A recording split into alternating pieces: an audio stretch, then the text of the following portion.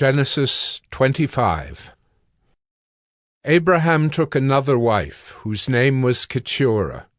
She bore him Zimran, Jokshan, Medan, Midian, Ishbak, and Shua. Jokshan fathered Sheba and Dedan. The sons of Dedan were Asherim, Letushim, and Leamim. The sons of Midian were Ephah, Epher, Hanok, Abida, and Eldaah. All these were the children of Keturah. Abraham gave all he had to Isaac. But to the sons of his concubines Abraham gave gifts, and while he was still living, he sent them away from his son Isaac eastward to the east country.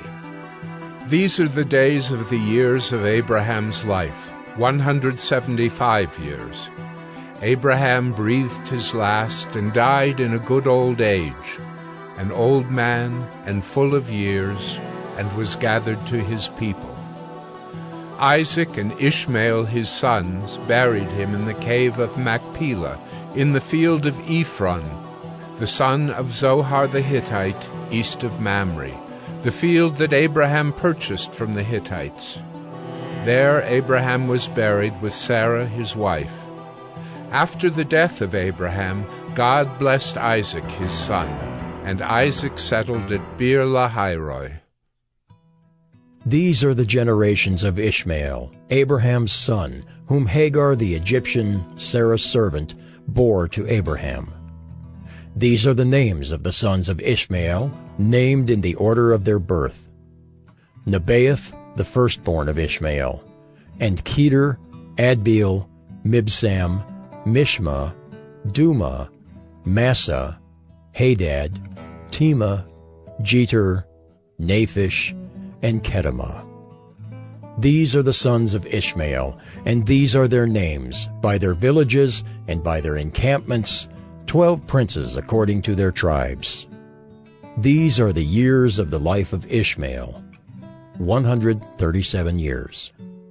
He breathed his last and died, and was gathered to his people. They settled from Havilah to Shur, which is opposite Egypt in the direction of Assyria. He settled over against all his kinsmen. These are the generations of Isaac, Abraham's son. Abraham fathered Isaac, and Isaac was 40 years old when he took Rebekah, the daughter of Bethuel the Aramean of Padan Aram, the sister of Laban the Aramean, to be his wife. And Isaac prayed to the Lord for his wife because she was barren. And the Lord granted his prayer, and Rebekah his wife conceived. The children struggled together within her, and she said, "If it is thus, why is this happening to me?" So she went to inquire of the Lord, and the Lord said to her, 2 nations are in your womb, and 2 peoples from within you shall be divided. The one shall be stronger than the other. The older shall serve the younger. When her days to give birth were completed, behold, there were twins in her womb. The first came out red, all his body like a hairy cloak, so they called his name Esau. Afterward his brother came out with his hand holding Esau's heel, so his name was called Jacob. Isaac was 60 years old when she bore them. When the boys grew up, Esau was a skillful hunter, a man of the field, while Jacob was a quiet man, dwelling in tents. Isaac loved Esau because he ate of his game, but Rebekah loved Jacob. Once, when Jacob was cooking stew, Esau came in from the field, and he was exhausted. And Esau said to Jacob, "Let me eat some of that red stew, for I am exhausted." Therefore his name was called Edom. Jacob said, "Sell me your birthright now." Esau said, I am about to die. Of what use is a birthright to me? Jacob said, "Swear to me now." So he swore to him and sold his birthright to Jacob. Then Jacob gave Esau bread and lentil stew, and he ate and drank, and rose and went his way. Thus Esau despised his birthright. Genesis 26. Now there was a famine in the land, besides the former famine that was in the days of Abraham. And Isaac went to Gerar, to Abimelech, king of the Philistines. And the Lord appeared to him and said, Do not go down to Egypt. Dwell in the land of which I shall tell you. Sojourn in this land, and I will be with you and will bless you. For to you and to your offspring I will give all these lands, and I will establish the oath that I swore to Abraham your father.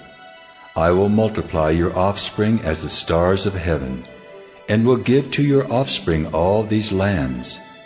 And in your offspring all the nations of the earth shall be blessed, because Abraham obeyed my voice and kept my charge, my commandments, my statutes, and my laws.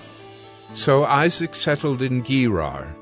When the men of the place asked him about his wife, he said, She's my sister.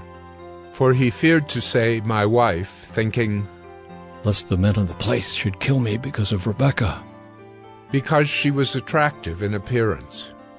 When he had been there a long time, Abimelech, king of the Philistines, looked out of a window and saw Isaac laughing with Rebekah, his wife. So Abimelech called Isaac and said, Behold, she is your wife. How then could you say, She is my sister? Isaac said to him, Because I thought, lest I die because of her. Abimelech said, What is this you have done to us? One of the people might easily have lain with your wife, and you would have brought guilt upon us. So Abimelech warned all the people, saying, Whoever touches this man or his wife shall surely be put to death. And Isaac sowed in that land, and reaped in the same year 100-fold.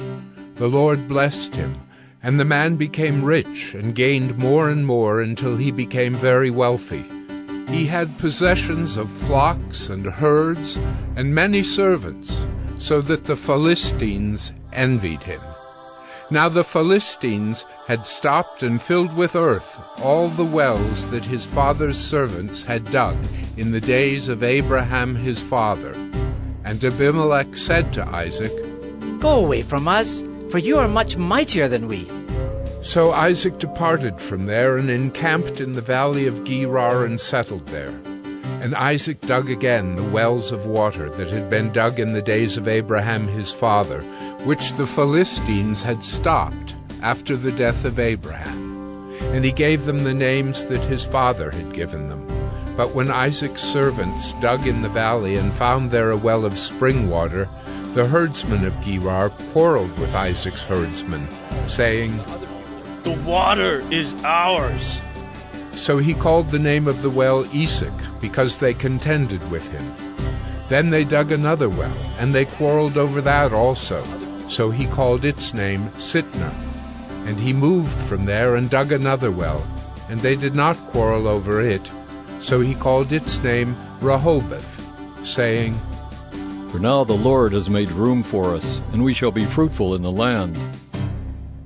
From there he went up to Beersheba, and the Lord appeared to him the same night and said, I am the God of Abraham your father. Fear not, for I am with you and will bless you, and multiply your offspring for my servant Abraham's sake. So he built an altar there, and called upon the name of the Lord, and pitched his tent there. And there Isaac's servants dug a well.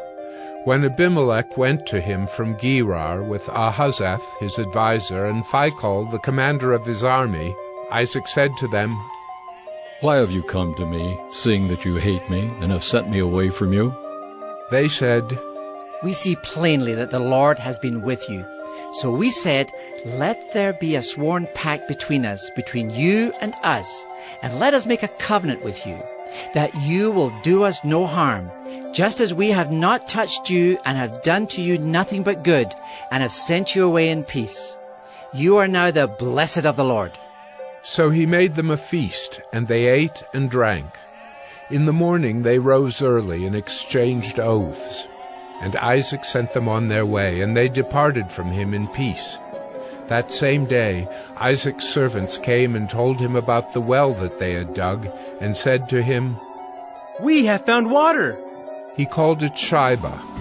Therefore the name of the city is Beersheba to this day. When Esau was 40 years old, he took Judith, the daughter of Beeri the Hittite, to be his wife, and Basemath, the daughter of Elon the Hittite, and they made life bitter for Isaac and Rebekah.